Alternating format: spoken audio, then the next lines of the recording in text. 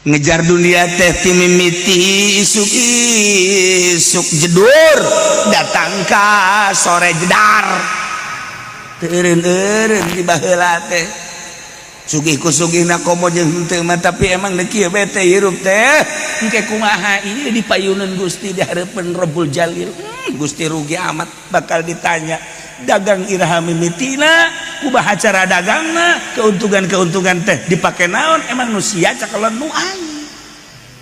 wa inna ila rabbikal muntaha cek Allah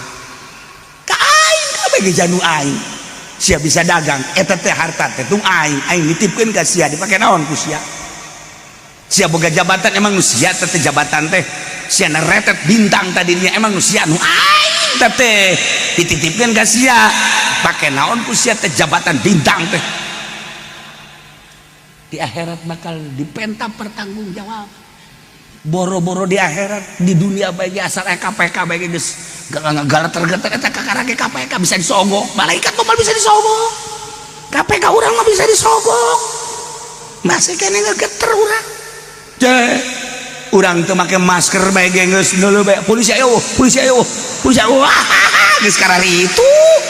sieun kunaon atuh jang ka akhirat anu jelas-jelas bakal abadi teh sieun di dunia mah kasalahan paring ge urang teh ya ieu teh di penjara dibunuh paeh selesai di akhirat neraka teu paeh ieu kumaha nah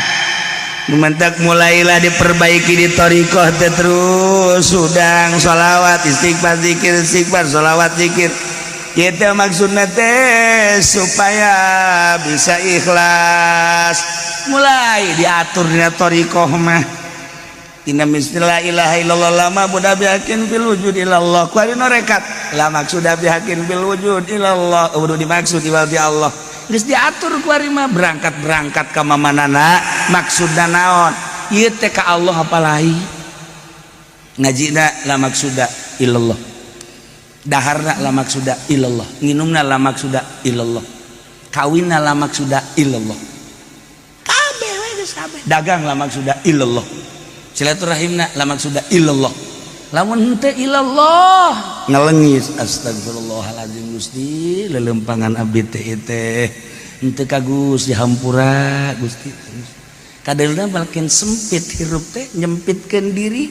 ka Allah